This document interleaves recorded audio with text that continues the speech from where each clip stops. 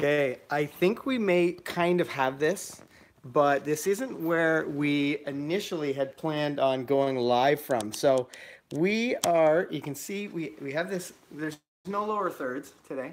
There's no special keyframes. There's nothing unusual. It's just us in a windstorm. But we're going to talk with about... no power. With no power. There's no power. There's no internet. But we do have a live stream, and I'm just going to update our audience. If I'm going to have to figure out how to grab this.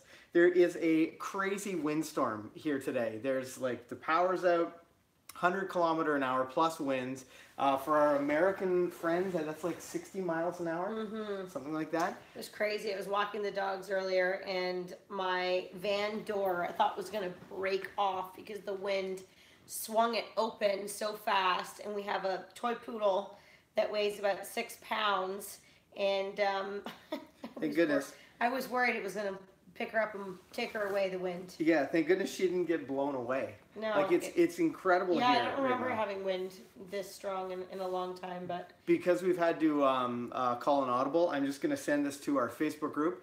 And our plan today is to talk to you guys about puppy owner tips. You know, we had a scheduled stream. There's an event set up on our channel, but we had a little bit of trouble getting into it. So we are going to share some of that stuff with you guys today, and we're looking forward to it. There's sort of 4 components or 4 pillars of being a new puppy owner that we want to talk to you guys about, and we'll do that in just a second. Kayla, I don't know if you have anything you want to talk about to our live stream audience as we now normally we have like a beautiful studio and this amazing setup, and it runs so smoothly, and I can actually send the comments to screen and do all sorts of amazing things. But today it's a bit of a challenge, obviously with no power, but we still want to share all these things with you guys. So we were also lucky enough that some of our mobile devices still have battery. My phone is currently charging in my car because there's no power. Yeah, we're excited to talk about puppies because it's something that that we both really like. We offer puppy classes at our training school and online as well. But we just currently went through the whole puppyhood thing. Our youngest, we still call her a puppy, although I guess technically she's not a puppy anymore. Beeline is our, oh, did you hear your name? She's just off camera. Yeah, there. She's chewing on a bone that has a bunch of cheese inside it. She thinks this is like the best thing ever.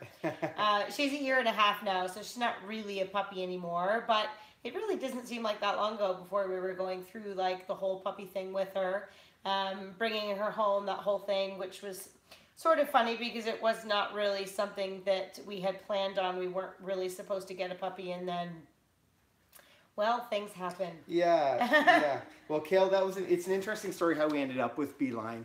And initially, Kale wasn't going to get a puppy, but I knew, Kale helped whelp the puppies with her mom, and I knew very shortly after meeting some of these puppies that she was ultimately going to get a puppy from this litter. It was hard. My parents went to Florida for 3 weeks, and so Ken and I had to take care of the puppies for about 4 weeks, I think, eh? That's right. From like age 3 or 4 weeks to 8 weeks. Yeah. Which is like the most fun part of having a puppy because they're like doing everything for the first time.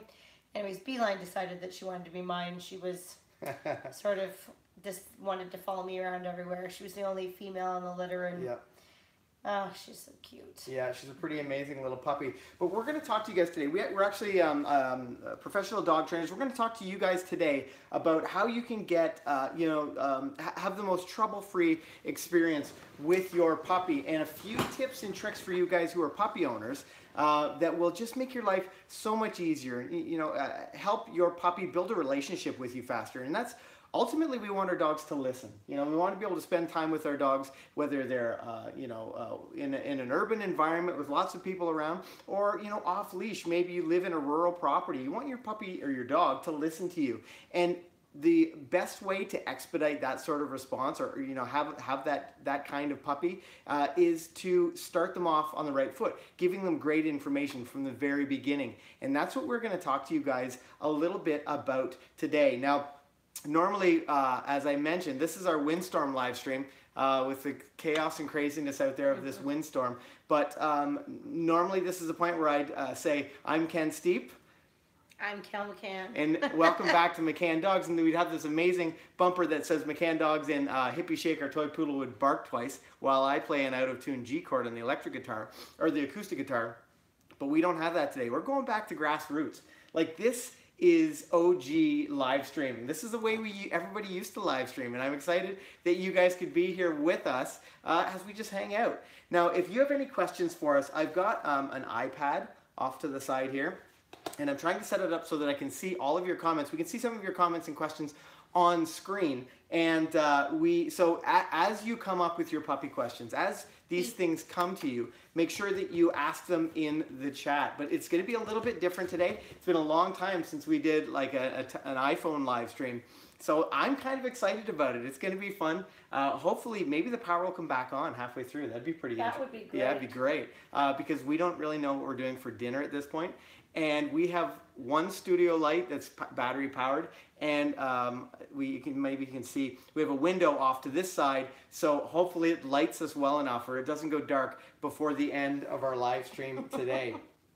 But I'm just gonna add a couple things into the event here so that we can bring. There were some people that were wanted to watch from the card, the placeholder video that we had earlier, and I'm going to make sure that they know that we are actually streaming on this link. And you know what would be super helpful for us, guys? If you are watching this on maybe desktop, or even maybe from your mobile, it might be hard to do, but share the link to this video, because I know there was lots of people that had liked the video beforehand, but we had to change links because of this unfortunate event with the power being off. But I didn't want to miss a moment of helping you guys, because the reality is, whether there's the bells and whistles that we have from our normal live streams or not, our the information is the same. Yeah, the information's here. So we're here to help you guys. And I'm going to need to get a drink. Yeah. It was chaos trying to get the stream up and running for you guys. So I want to make sure that the live stream is a live stream. Absolutely. That's part of the fun of it. Megan Ashley mentioned the live stream is a live stream. Yeah. So that's part of the fun of it, is sort of rolling with the punches. And it's a great place for you guys to ask your questions. So if you have any questions for us, if you're on mobile, the chat window is probably just beneath your player window. If you're on desktop, it's probably beside. But drop those questions in the chat, and we'd be happy to answer them. So I'm going to get Kale started. We talked a little bit about this, about the live stream, before we went on camera here, and we talked about 4 elements that we wanted to talk about tonight, also answering all of your questions. But I think the first one we were talking about is supervision, and how, okay, I've got fur on my face probably because I was snuggling with Beeline just before we went on. But supervision is something that you might think, just makes sense. But we see 500 dogs a week at our training facility, and there are lots of people that come in and think, oh, you know what, I didn't even think of that, but that makes sense. So, Kale, can you start us off a little bit talking about supervision and supervising your puppy? Absolutely. Getting a new puppy is very overwhelming, and when we teach classes, we always talk about the importance of supervision and what that entails. And when we talk to our students about it and ask them about how things are going at home, their idea of supervision, or their understanding of supervision, is often a little bit different than ours, or what we're intending. So, when it comes to supervising, it literally does mean both of your eyes should be on the dog at all times. Yeah. And, lots of people will say, oh, well, you did this. And I say, well, were you supervising? Were you watching? Well, yeah, I was in the same room, but, within further conversation, I realized that they were on the computer busy doing emails, or they were on the phone, or they were watching the hockey game. And, those are all normal things that we human beings need to do on a regular basis, but it just means that we shouldn't be supervising our dog and doing that at the same time. So when you're supervising your dog, you should, you should be watching them. It's just like if you had a really small child, and, they were just starting to be more mobile in the house. You wouldn't, sit in your living room as your kid crawled or walked into the kitchen all by themselves.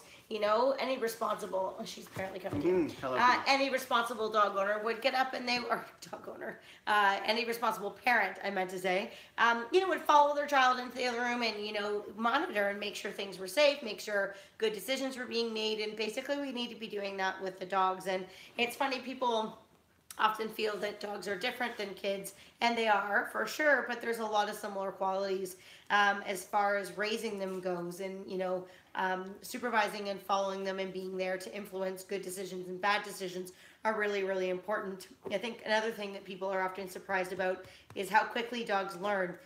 Dogs have a 1 second learning time frame. So if they do something right or if they do something wrong, we basically need to tell them within that moment whether it's a good choice or it's a bad choice. And if we're not supervising closely enough, it's virtually impossible to give them that information with the correct timing. And sometimes they can figure things out after the fact, but if our information is late to the dog, it can create a lot of confusion and a lot of frustration, both for you and also for the dog as well. Mm-hmm. I think, when dogs have accidents and that's the most common thing that we hear. For sure. We hear a lot of responses like, oh, well, he went to the bathroom because he was angry that I didn't take him for a walk, or, he, did it for this reason or did it for that reason. Or, you didn't see them go to the bathroom and you come in and there's a mess on the floor, and then you see a dog that looks really guilty, and some people will still, get upset with the dog at that point. And, those situations are all really unfair for the dog, because most of the time their reactions are based on your emotions and your feelings. She went to the washroom on the floor and I missed it and I came in, my natural response would be to sigh or to clench my fists or to, swear or something. Yeah. And all of those, she knows me really well. She's gonna go, uh-oh, mom's mad, and that's where that guilty look is gonna come into play. And the wonderful thing about dogs are that they don't have feelings of spite or things like that. So if you don't have time to walk them, or if you are paying attention to the kids and not paying attention to them, they don't make mistakes to make you angry because of doing that. They make mistakes because they're lacking supervision and information. And dogs live within the moment. They're like, their brains are great. They do what feels good in the moment, and once the moment's gone, they're on to the next one. They don't sort of fester feelings. That's a silly, stupid human thing that we do.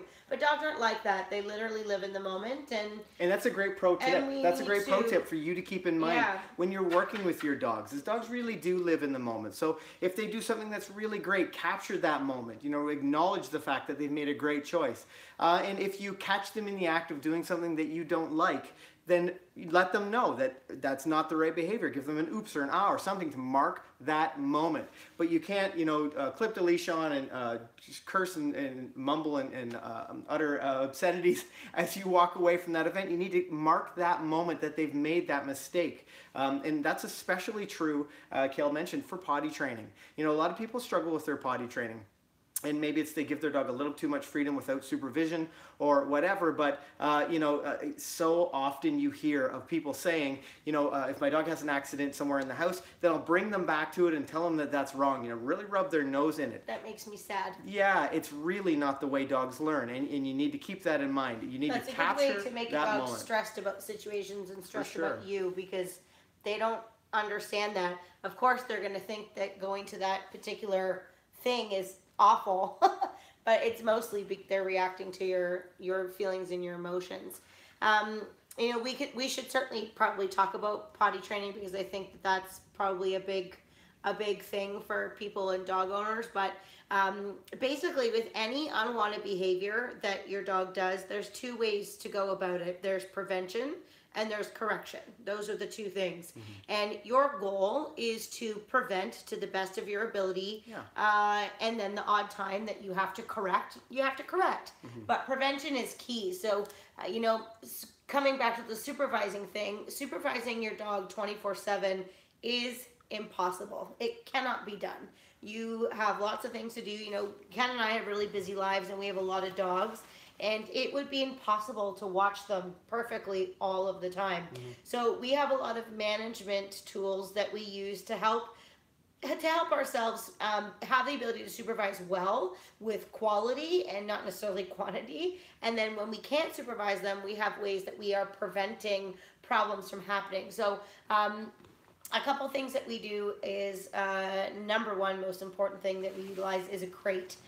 We're big believers in crate training, you know, and it's all about teaching the dog that the crate is their space, that's their happy home to be. That's a good name for a dog, Miss B, good girl. So when we introduce a crate to our dogs, they're baby puppies, and what we usually do for the first, actually Beeline's a year and a half, and she still eats her dinner and breakfast in the crate. Yeah, all of our dogs do. Mm-hmm. But yeah, we often will feed our dogs in the crate. And, you know, even with her as a puppy, by the time, you know, I brought her home when she was about maybe 8 weeks old or so. By the time she was like 12 weeks old, the moment the food would hit the bowl, she would actually be running into the crate without us even asking her to, because she associated getting her food with going in there. So we were programming her to think that the crate was a really pleasant place to be. I would never want her to think that it was a bad thing. So yeah, it's all about how you introduce it to the dog. It absolutely is about how you introduce it to the dog. And some people feel like, oh, you know, my dog's maybe they're old enough now and I trust them, so I don't want to use a crate, or I don't need to use a crate. But imagine someone were to just take away your bedroom. I mean, I often talk about that. It's a safe place, and whether you want to use a crate or not, once you trust your dog and they're safe and they, you know, they make great decisions in the house, that's up to you. But it's also a safe place for them just to go and hang out. And if you have kids, maybe that's a safe place for them to go and have some quiet time. It's a great way to transport them if you're, you know, taking them to the vet or to the park or something like that. A crate is a really safe place for them to be when they're in transit.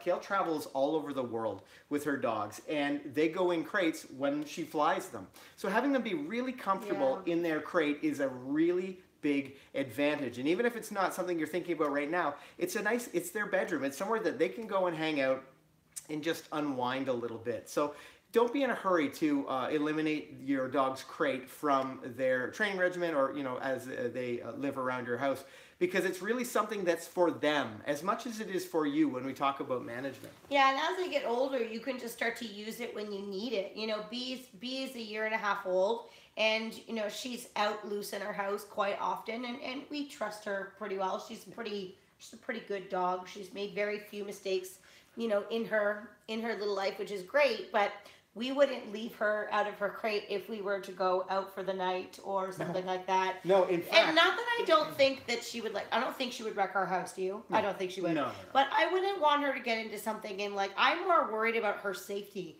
because I love her so much. Totally. I do. So wouldn't want anything to happen to her, and she's just going to lie down and sleep anyway, so why not lie down and sleep in a crate where nothing bad's going to happen to you? Yeah, it's a safe place for her. Yeah, and she has no problem going in there. So, you know, the crate's a really helpful thing. You know, when we have a crate with our puppies, like going back to puppy training with crates, we usually have 2 crates on the go for our puppy. Yeah, this is a really important tip, and I think everyone can really take advantage of it. Yeah, so one of the crates remains in our bedroom. Now, when she was a puppy, she was small enough that the crate, we could move it easily. But one of the crates was in our bedroom so that she was nice and close to us when we were sleeping for, you know, some bonding. So she did not sleep in our bed or loose in our bedroom when she was a puppy because we were sleeping and we couldn't watch her. So she'd be in a crate. And for the first couple nights, she actually slept in a crate on my bedside table. Yeah, she's so little. Right, yeah, she was so small. But that's so if she, like, made any noises or whatever, I was right there to deal with it however I needed to. So one crate was in our bedroom. And then the second crate was in the most common place in our house. And in our house, it's in our kitchen. With the most activity. Yeah, we're in our kitchen a ton. It's like the center room of our home. So we have her in there so that if she was crated, she didn't feel like she was being separated from the rest of our family. You know, the other dogs would be out, hi sweetie, would be out in the kitchen and she would be in her crate. So just because our other dogs were loose and allowed to have freedom, it didn't necessarily mean that she could have it as well. It really depended on, you know, whether we had time to, like, really focus on her. And coming into another thing, and we have individual videos on all of these things, which sure can. Yeah, and I've linked some of those in the description below, but there's also some cards above. If you just click, I think it's the top right-hand corner or something like that. I'll see where I'm pointing. And this corner. If you have multiple dogs in your household, we are firm believers in separating your puppy from the other dogs initially until you have good control and bond with your dog. So for the first couple months that Bee lived with us in our house. She didn't have free range with our other dogs. She would be loose and the other dogs would be away, or the other dogs would be away and she would be loose. And that's so that we could develop a really tight bond between her and us. So that when we started to integrate everybody together, we didn't have a puppy that would think that playing with the other dogs was more important than listening to us. Yeah. And we were really successful. I mean, she gets along fabulously with her other dogs now. She loves to play with her buddies. But, you know, when push comes to shove, she really would rather be with Ken and I than with the other dogs, which I personally really, really love. Well, and it's not, you know, that choice that you made wasn't just a preference. You know, you have been around dogs and dog training your entire life. You know, your parents have whelped tons and lots and lots and lots of dogs. Mm-hmm. And, you know, McCann Dogs has trained over 80,000 dogs in 35 years. And, you know, knowing that process, truly understanding how puppies are thinking, and, you know, the best way to give great information to their puppies, you know, is just an understanding that we have. And we know in the last however many years that you and I have been living together, that those dogs, even though they're in that pack setting, all of our dogs, both mine and Kale's and ours, so to speak, do listen to us when we need them to. But they also get to have a great opportunity to go play with the other dogs and, you know, engage with the other dogs. But really, when we need them to come back, you know, whether it's for safety or just, you know, because we want to work with them or whatever, they will turn on a dime and come back to us because we've built that great relationship with them. Individually, yeah, because we've spent that time, really invested that time, spending time with them, you know, working on all kinds of little things. But let's pop into the comments just for a moment. Okay. And we'll see. I see there's lots of, Becky Parker says, Bee is so cute. That's so true. Melanie Caldwell says, I was wondering. We think she's cute, yeah. Melanie says, I was wondering that the wind here is crazy. Our puppy almost blew away. It's funny that you say that. Our poodle, we have a toy poodle that I just took the dogs on a big walk. And a couple times I picked her up and held her in my arms because I was worried that the wind was going to pick her up and blow her away. Yeah, it was really blowing so hard. I saw some pictures from Twitter that showed multiple hydro poles knocked over onto the street. Yeah. So I don't know when we can expect power back, but it'll be some time from now. I think of really, really strong winds. Becky Parker, how long do you typically keep a leash attached to a puppy in the house? That's a great question. Because we're all looking for answers that we can quantify. Yeah. That we can say, like, okay, at this age, I know that I can take that house line off. And I remember years and years ago when I was a student at McCann Dogs, 10 years ago or so, or whatever, I asked Kale this exact question. I said, when am I okay to let my dog puppy burn? When am I okay to take that line off and just let her be? And I remember this so well because it made so much sense to me. When you're getting a consistent response, when you find that you're never having to use that leash anymore, when your dog is you know, able to listen to you, you call them back in the house. When you find that you're not having to step on that line to get that sock out of their mouth, that's a pretty good way to know. That's a pretty good threshold to pass, that you know that your puppy is going to be okay without that line on. But here's the thing, it's fluid. You know, if you find that take your house line off, your puppy's been amazing for the past, you know, 3 or 4 weeks, and all of a sudden they develop some behavior. They're doing something that you don't really love. It's okay to put that house line back on them. And you should. And you should, because that's the best way to give them good information. So don't think that it's like a really black or white on or off scenario. It's okay to put that leash back on because you're training them. You really want to make sure that they're getting great information, whether it's in the house, outside, wherever. So you need to set them up to be successful, and the best way to be successful is to prepare for those kinds of situations by using your house line. Yeah, every dog is different, you know. The more experience you have with dog training, usually the earlier you can take lines off dogs because you probably were, you know, good at setting them up for success. You know, Bee didn't have a leash on in the house for super long, but she's also the type of temperament or type of minded dog where she's not really very tenacious. Like she's very biddable. Very biddable. Yeah. And you know, and not every dog I've owned has been that way. I've had other dogs where it just took a little bit longer because they were a little bit pushier or that type of thing. But, we are very specific about how we manage the dogs as young dogs, so they don't really get a lot of opportunity to learn bad things. Yeah. And for that reason, it's easier to progress through some of those steps much, much faster. But if you aren't as familiar with puppy training and you're not as familiar with how to set your dog up for success, then unfortunately it will take you a little bit longer, and that's okay. The most important thing is that you're not putting your dog into a situation where they're rehearsing bad things, because just like through repeating good things they learn behaviors, repeating bad things can also teach them behaviors as well. So it's really important that you're allowing your dog to give you the answers to that question. Mm-hmm. If you're saying to yourself, well, what can I take the leash off? Well, how well behaved is your dog? Right. So, the more well behaved your dog is, there's your answer right there. And if you're still having trouble, then it's probably not a good time yet. And it has a lot to do with perspective. Hearing you talk about that and thinking back to some of the students that we've taught or we've talked to about puppy training in the Head Start class, which, by the way, our Head Start class is the most fun class for me to teach, because you basically go in and you get to deal with these adorable, fluffy little puppies for like an hour and a half. It's amazing. You get to teach them all these tricks and you get to see them play. I love it. So anyway, with that said, it's about perspective. So don't think about that leash going on as any form of punishment. It's a training opportunity. It's allowing you to give your dog great information. So again, when you encounter these issues, it's not because your dog, we talked about it a little bit earlier, it's not because your dog's trying to be defiant. It's that they don't know that's an undesirable thing. So, keep that in mind. It's all about perspective, how you view these situations, because they're really training situations. Okay, so Megan Ashley, Fox is constantly supervised if I'm home and in a crate if I'm not, which is really, really great. Good. Can we talk about nipping, especially with the herding dogs? Fox doesn't bite, obviously, but when he gets super excited, he will try to nip at my face.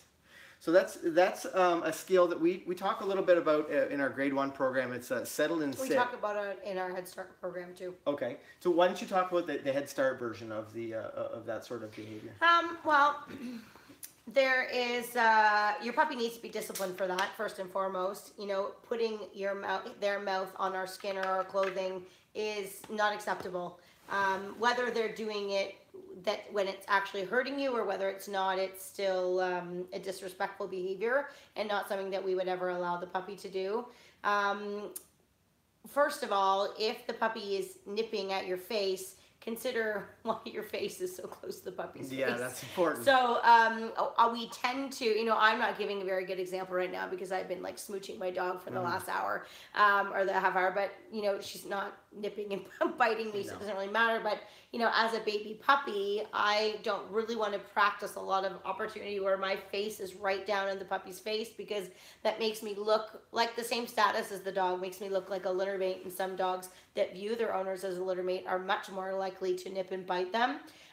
Sometimes it's to establish authority, and sometimes it's just because the puppies are hyper, and that happens to be the closest body part, and nipping is a fun thing to do when they're hyper. So, try not to allow your puppy, if they're going through any nipping type of periods, that you're letting them get up in your face. Keep yourself up, keep them down, so that it's there's a bit of a hierarchy there. The other thing that's going to be important is to have a leash and a proper fit collar on the puppy, so that if they start to do that, you can immobilize them right away.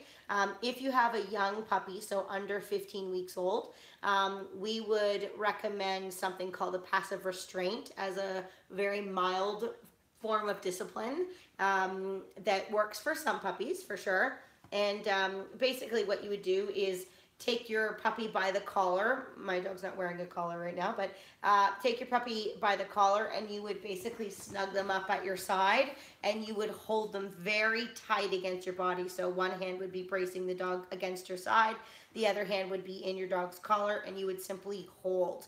And when you do that, most puppies throw a temper tantrum, and it's very common when dogs start to panic or they get fussy that people go, oh, and they let the puppy go because they think they're hurt or whatnot, and that's the worst thing you can do. So this type of response does not hurt the dog in any way. It just immobilizes them and basically says, you can't do that, cut it out.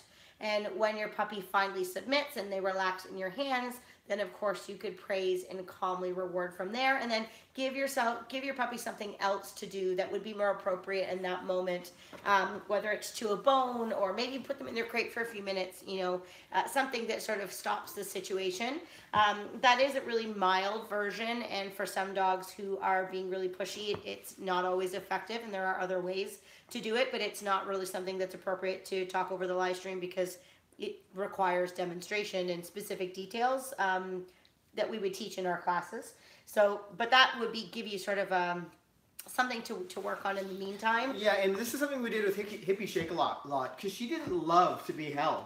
But we would simply just hold her. We would literally give her a hug and just hold her and wait until she was like, okay, I don't mind being held. And then we'd allow her to run around and be free. But it's also a good handling exercise in that situation. It's good to be holding your dog, restraining them until they're like, okay, I get it. And when they relax, you can allow them to go around and do their thing. There's certainly lots of things that you should avoid, though. Unfortunately, there's a lot of things out there on the internet, suggestions on how to discipline dogs for nipping, and a lot of them are horrifying for me to read. Yeah. Whether it's, grabbing them by the snout and closing their mouth shut, or flipping them upside down, something called an alpha roll. We would never recommend those things. No. They're not appropriate things for humans to be doing to dogs. No, and they just set the dog up to be wrong. Like, it's just a bad scenario. It's some not dogs good information. get put in a situation where they feel cornered, and Sure. and they don't even have an opportunity to show submission to the handler or to the owner, and that's really what we're looking for. So there's lots of right ways and wrong ways to do it, but I think the passive restraint is a good suggestion that I could make in the meantime for discipline for a young puppy. It's appropriate only for young puppies. Mm-hmm. Yeah. Mm-hmm. Okay, so Becky Parker, when we were talking about putting the line back on, she says, "Yep, Hap just got the line put back on." So that's good training on your part. Kitty Cameron asks, I don't know if this is the right stream for this, but what do you look for in a puppy? Can you tell what kind of temperament a puppy is going to have later when you go to look at a litter? And I think we can just briefly sort of breeze over the idea of puppy testing that we do. Yeah, I absolutely can. That's actually something that I've done for many of my friends. I've gone with them to puppy test puppies to help them select a dog from the litter. Yeah.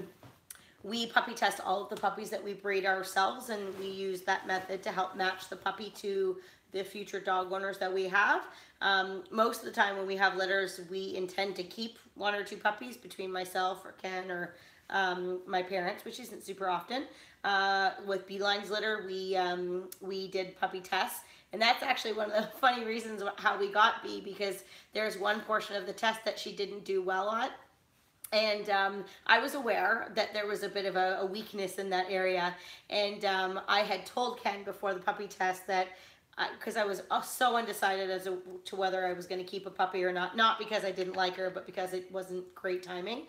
But I said to him before the puppy test, if she doesn't do well in the puppy test, then at least I know that, it's just not, well, I'll just wait, for a more appropriate time. So I called him after the puppy test and I said, oh, she didn't do that great on this one section. Right. And he said, oh, well, I guess you have your answer. And then I was basically in tears and I said, but I love her anyways. Yeah, I don't care about that one thing. Yeah. And he was like, oh boy. So anyways, and it is something that we see a weakness in her now. So the weakness is that if she was approached with like a new person that she didn't know and it was like a little bit surprising to her, she takes a little bit of time to warm up to that person. It's not like an immediate like jump all over them. And I don't love that about her, but we've just come to accept it. It doesn't affect her life in any way. It doesn't affect her agility. It's just, it's an extra training thing. Yeah, it's just an extra training thing. It's not a big deal to me. No. But it's just something that I noticed at 6 weeks old that I knew she was going to have trouble with. So anyways, it is. But, we notice things about sound sensitivity or recovery or confidence or independence or toy drive, food drive, structure, all kinds of things that we do to look at puppies. So when I'm choosing and selecting a dog to be, my next working dog, I will go through a series of tests to figure out whether I feel the dog fits my criteria or not. And my criteria is good for me. It might not be good for somebody else, but I have a specific thing that I look for when I'm getting dogs, and knock on wood, we've been pretty successful because each dog that we've had has ended up, you know, matching us very well. So that's been good. Hey, B, come on. Mm-hmm. Yeah, and Beeline is no different. I mean, she's perfect. Pretty remarkable little athlete and an amazing little house dog. People often see the videos and see the dogs competing in agility and, you know, running like crazy around the agility ring, and they just wonder, especially Funky. Funky often gets this, maybe because she's the loudest. Yeah, Funky is the loudest but people, on the agility field. Yeah, but people would think like, oh, what is that like living with her at home? How could that how can you possibly live like that? The laziest dog. Yeah, for sure. But you can see, you know, all of our dogs with the training and good information, they get an off switch built in so that they can go out to the agility ring and be running 1,000,000 miles an hour and be super intense. And then we get them at home, and then they're just this beautiful little, oh, you can't really see it. I guess I can remove this and you just see Beeline. You know that there's a windstorm. Yeah, I hope you guys are aware by now. And if you aren't aware and you've just jumped in on the stream, welcome to McCann Dogs. We have a horrible windstorm here today. We have no power, no internet. We've gone to the OG using the phone to live stream. But today we're talking about puppy owner tips, and we've talked about a few of the elements to give you the best opportunity to have a great experience with that new puppy. And we talked a little bit about supervision, then we talked a little bit about management. We've also touched on crate training. Supervision. Supervision is so important, and I mean, we can't stress this enough. We often get asked questions like, how do you teach your dog to stop chewing on shoes? Or how do I teach my dog to stop going in the laundry hamper? And when we reply with supervision and how important it is, people just seem so disappointed that we can't say like, oh, you know, if you stand on you pat your head and touch your nose and tell your dog to stop it, that they'll just stop doing it. But remember, your dog is constantly learning. They're learning good and bad. So you want to be sure that you're there to make sure they get good information. You know, even if they make the wrong choice, you want to be there to show them that that's not the right thing, but this is. You need to keep that in mind when you're training a puppy. So again, when you're not supervising them, they're learning. And you don't want to just have your fingers crossed that they're learning good stuff. You know, you need to be there to help them, to make sure that they're learning good things. So that's really important. Let's talk a little bit about training a puppy. What we do for training, you know, what sort of things we do with our puppies to ensure, you know, that they understand how to learn. Because part of that puppy ownership is, you know, interacting with them, and not too early, of course, but teaching them how to learn, how to be, you know, responsive to some of the things that we'd like to teach them further down the road. I'm smirking because puppy training is my favorite phase. And look at Beeline of having a dog. I love puppy training. I love it because they're so young and they're so easy to mold into what you want, and if you get them excited about learning, they love it. They just love the problem solving. When Bee was a puppy, we trained every single day on learning new things, and she loved it. It's a great way to build relationship. And when she was a puppy, we focused a lot initially on just learning how to learn. Right. And I know that sounds sort of maybe a bit dorky, but truly that's what we focused on. So I taught her problem solving skills. I taught her that, you know, interacting with me and focusing on me and training with me was really, really a lot of fun for her.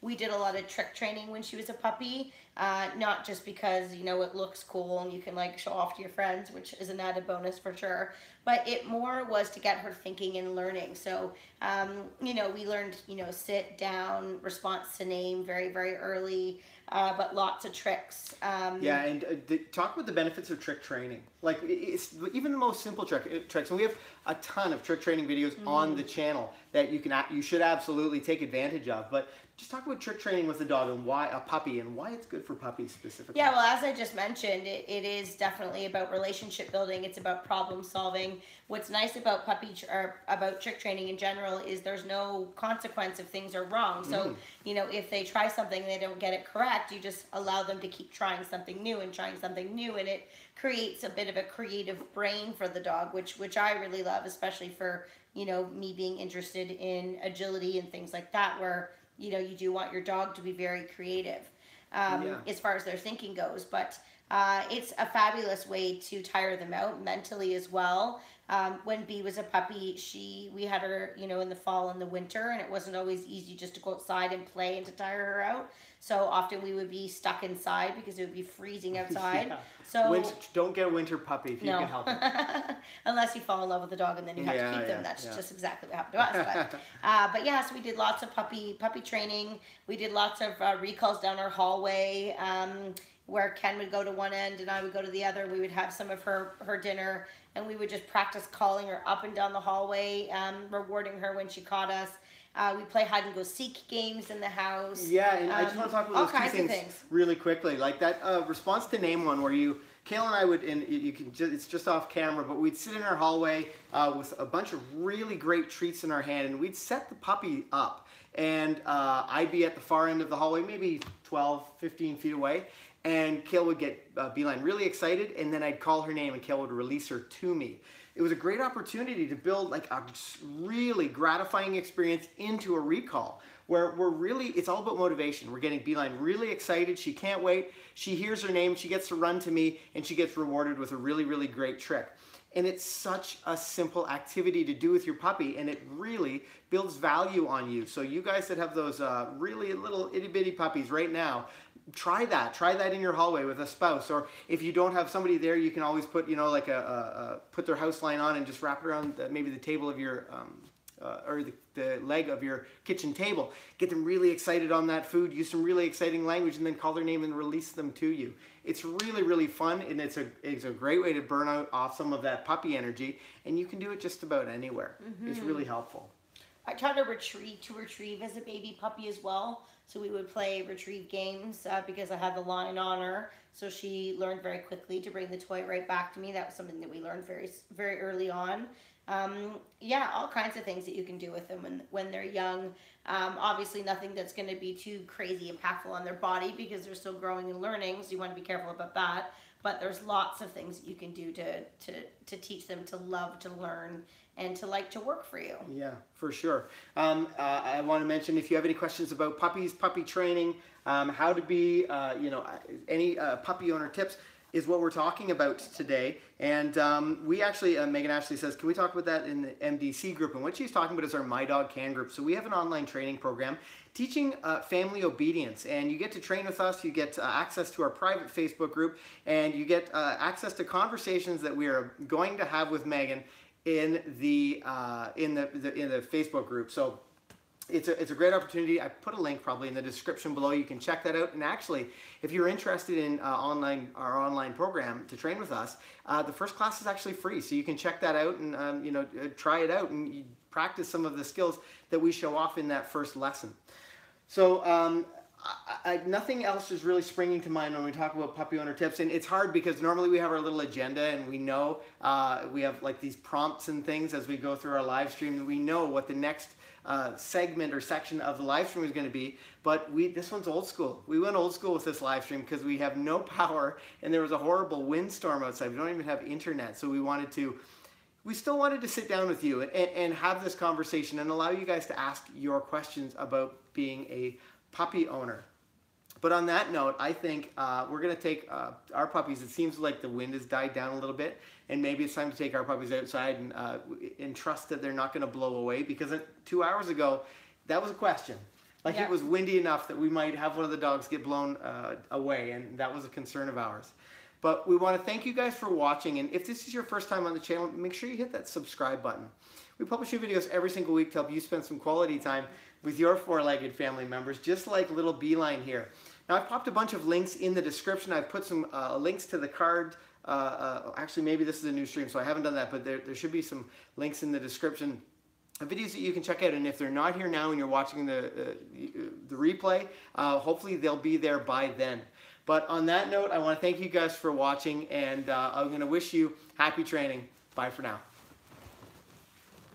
I don't even remember how to stop these streams the old school way. Bye, guys.